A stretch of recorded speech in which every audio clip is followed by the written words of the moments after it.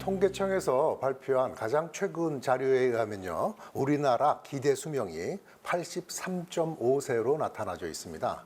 그러니까 지금 최근에 태어나는 아이들이 살아갈 수 있는 평균 수명이 83.5세라고 하는 것이죠. 여자의 경우는요, 특히 86.5세로 OECD 2위고요. 남자는 80.5세로 9위 정도 된다고 알려져 있습니다. 그런데 이 속도가 너무 빠르기 때문에 많은 의학자들이 예측하기를요, 2030년이 되면은 우리나라가 남녀 공히 가장 기대 수명이 높은 나라가 될 것이다 라고 지금 예측하고 있고요. 우리나라 건강 수명은요, 건강하게 살 수 있는 나이가 이상하게 OECD 국가 중에서 조금 짧은 편이에요. 그래서 66.3세라고 되어 있습니다. 그래서 이걸 갖다가 기대 수명하고 좀 빼보면은요, 여자의 경우는 한 20년 정도를 질병하고 같이 이렇게 질병에 고통당하면서 살아야 된다는 얘기가 되고, 남자의 경우는 한 14년 정도를 그렇게 지내셔야 된다는 얘기예요. 그러니까 이것이 건강하지 않은 사람, 건강이 담보가 되지 않는 수명의 연장이라고 하는 것은요, 이것이 마냥 기뻐할 문제가 아니라 고통뿐일 수도 있는 거가 되는 겁니다.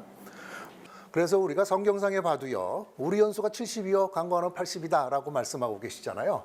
그런데 그 수 동안 사는 동안에 정말 건강하게 살아야지만 우리의 어떤 존엄성이라고 할까, 가치를 그대로 잘 가져가면서 사는 그런 방법에 대해서 얘기를 해야지, 생각을 해야지. 그렇지가 않을 때는 무의미하게 수명만 연장하는 것이 참 이게 감사할 일이 아닐 수가 있다라고 하는 것이죠. 가장 중요하게 저는 생각하는 것이요, 저를 돌봐줄 수 있는, 내 특성을 잘 알고 있는 주치의를 만나는 겁니다. 주치의를요. 그래서 저는 이걸 갖다 주치의 각기 운동이라고까지 얘기를 하거든요. 주치의가 왜 필요하냐면요, 우리는 나이가 들어가면서 병을 하나만 갖고 있는 것이 아니라 여러 개가 같이 이렇게 갖고 있게 됩니다. 예를 들어서 고혈압 있는 분들이 당뇨병도 있고 고지혈증도 있고 관절염도 있고 이렇게 여러 가지가 돼요. 그러니까 이런 부분들을 좀 통합적으로 전체적으로 관리를 해줄 필요가 있다는 얘기죠. 우리 건강검진 있잖아요. 건강검진이라는 거는 증상이 없을 때 이렇게 검사하는 거를 의미하는 것인데, 가장 중요한 게 이것이 암검진입니다. 암검진. 그래서 고혈압, 당뇨병 이런 것들은 좀 나타나니까 뇌졸중에 대한 어떤 선행 요인이거든요. 알 수는 있는데, 암이라고 하는 거는 사실은 검사를 해보지 않고 증상만 갖고 안다고 하는 거는 불가능해요. 이런 것들이 국가암검진이라고 해서 이제 그 나라에서, 우리나라 같은 나라가 없습니다, 사실은요. 이렇게 전 세계적으로 봐도 한 2군데 정도밖에 안 된다고 그래요. 이렇게 전 국민을 통해서 암 검진을 해주는 나라가요. 그거 잘 받았는지, 언제 받으실 건지 이런 부분들을 주치의가 체킹을 해줘야 됩니다. 그리고 중요한 것이 예방접종이에요.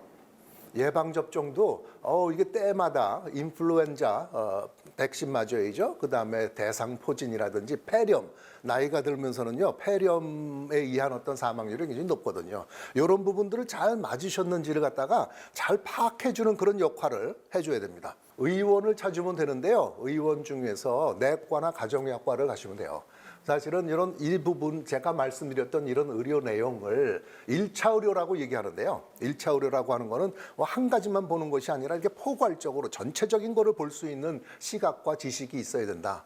이런 부분들에 훈련이 된 사람들이 이제 내과하고 가정의학과 의사들이에요. 그러면 주변에 이렇게 많이 있잖아요. 가서 이 의사한테, 나는 당신이 내 이런 건강을 전부 다 돌봐줬으면 좋겠다. 우리 의사들은 이 부분에 대해서 좀 이렇게 자기를 신뢰하면서 얘기해 주면 이렇게 뭔가 또 자긍심이 생깁니다. 그래서 굉장히 이렇게 관심 갖고 책임감 있게 잘해 주실 거예요.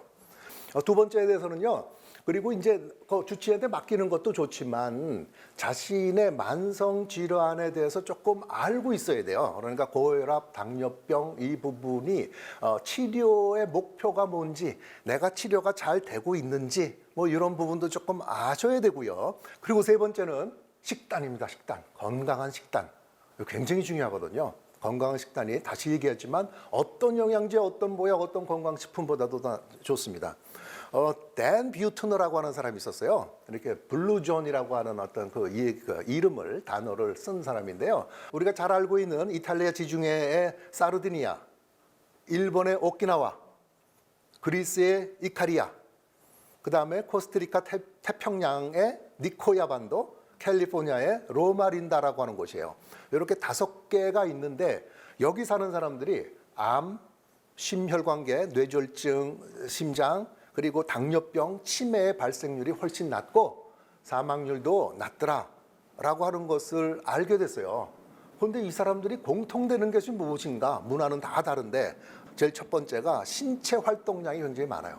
그러니까 주로 이렇게 산지에 있거나 이렇게 자연하고 같이 지내면서 이렇게 걷는 어떤 활동량이 굉장히 많은 그런 곳이고, 두 번째는 이제 유대감이 굉장히 좋습니다. 주변 사람들하고 이렇게 잘 지내는 사회적인 어떤 연결성 같은 것이 상당히 좋아요. 그리고 스트레스가 물론 적고, 무엇보다 더 중요한 것이 저는 식단이라고 생각을 하는데요. 식단이 전곡류라고 하는 이렇게 뭉뚱그려서 표현인데, 이것은 뭐냐면 정제되지 않은 쌀이나 밀가루, 그러니까 현미, 이런 보리 이런 거를 얘기하는 것이거든요. 그런 부분들, 그리고 흑빵 같은 거, 밀가루라고 한다면, 그리고 콩류라든지 고구마라든지 이런 것들, 그리고 채소 과일 많이 먹고 해산물이라든지 올리브유 많이 먹고, 이것도 우리 전부 다 알고 있는 얘기인 것 같죠? 근데 여기 비밀이 있는 거예요, 사실은요. 여기 이 식단이 중요한 것이 이제 폴리페놀이라고 하는 것이죠. 폴리페놀이라고 하는 것이 사실은 옛날에는 전부 다 염색을 할 때 썼다고 그래요. 채소에 이렇게 색깔 진한 것들이 많잖아요. 그 진한 색깔 채소를 좋아하셔야 됩니다. 이렇게 되면은 염증도 좋아지고 면역력 좋아지고 암도 예방되고 비만도 적어지고, 이런 것들은 전부 다 우리 데이터상으로 전부 다 나와 있습니다. 어떤 것들이 폴리페놀이 많이 들어가 있는 것이냐? 블루베리라든지 딸기, 키위, 체리, 방울토마토, 이거 뭐 쭉 얘기 굉장히 많은 것 중에 이걸 어떻게 좀 더 외겠어요. 그래서 저는 블루베리, 딸기, 키위 이런 것들 또 비싸잖아요. 제철 과일 다 먹어요. 그래서 냉동을 사다가 이렇게 좀 넣고 그때마다 이렇게 좀 꺼내서 녹여서 먹고요. 그리고 양파, 케일, 브로콜리, 샐러리 이런 것들은 이제 좀 가서 그 슈퍼에서 이렇게 사서 먹는 거죠. 그리고 중요한 것이 강황이라고 하는 거. 요즘에 커큐민이라는 강황, 카레에 들어가 있는 이 성분이 이런 어떤 좀 노화 방지라든지 질병 예방에 굉장히 좋은 걸로 많이 알려져 있습니다. 그런 것들을 잘 드시도록 하시면은 되겠습니다. 그리고는 이제 운동이 상당히 중요한데요. 네 번째는 운동입니다.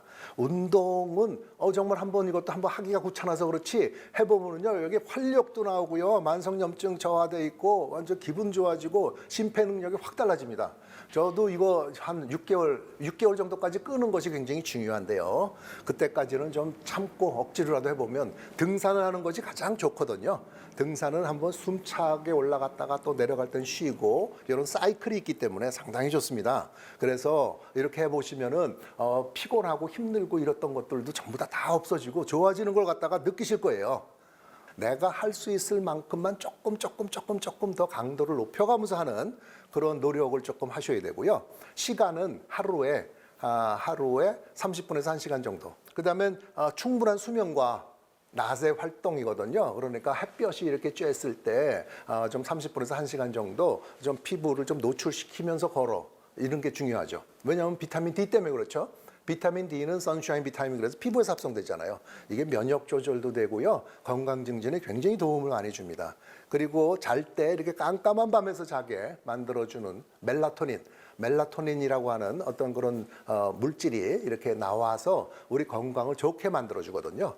그래서 제가 개괄적으로 오늘은 설명을 드렸는데요. 건강한 노년을 위한 우리 준비라고 하는 거는 주치의를 만나십시오. 그다음에 만성질환에 대해서 잘 알고 좀 공부를 하십시오. 건강한 식단 유지하십시오. 운동하십시오. 그리고 낮에 활동을 하고 밤에 숙면을 취하는 방법을 취하십시오. 라고 하는, 이렇게만 하시면요, 어느 날 갑자기 질병이 나한테 찾아와서 도적같이 내 생명을 뺏어간다, 이런 일은 있을 수 없습니다. 이거를 믿으시고 마음 편안하게 자신에게 주어진 생명, 시간을 잘 지내시면, 감사하게 잘 지내시면 되겠습니다. 네, 교수님 오늘 귀한 강연 잘 네. 들었습니다. 우리 시청자 여러분께서 정말 요거 하나만은 기억했으면 좋겠다 하는 내용 짚어주신다면 어떤 게 있을까요? 행복한 노년을 위해서 준비해야 될 거, 저는 사실은 가장 중요한 거가 꾸준한 운동이라고 생각합니다. 그래서 운동에 좀 이렇게 습관을 좀 들이셔서 생각만 갖고 안 되거든요. 이렇게 습관을 들일 수 있을 정도로 지속적으로 하다 보면은요, 이 운동의 이득에 대해서 충분히 잘 이렇게 인지하실 거고요. 거기 또 하나만 덧붙인다면은 이제 어떤 건강한 식단 하시고, 자꾸 말씀드리다 보니까 욕심이 나네요. 또 하나 덧붙이면 너무나 걱정하고 근심하지 않기. 이렇게 되면은요, 이렇게 되면은 행복한 노년을 정말 잘 보내실 수 있을 거라고 생각을 합니다. 다음 주 화요일 강연도 기대가 되는데 조금만 힌트를 주신다면요? 예, 다음 주는 면역에 대해서 조금 말씀드리려고 그래요. 이렇게 진료실에서도 보면 면역에 대해서 궁금하시는 분들이 많이 계시거든요. 면역력이 약한데 어떻게 하면 더 높여줄 수 있을까? 이 부분에 대해서 제가 알기 쉽고 간단하게 설명을 드리겠습니다. 네, 면역에 대한 강의 설레는 마음으로 기다리고 있겠습니다. 네, 함께 해주신 100세 인생 가족 여러분 고맙습니다. 오늘도 주님 안에서 승리하는 하루, 건강한 하루 보내시고요. 저는 다음 시간에 다시 찾아오겠습니다. 건강한 100세 인생을 위하여!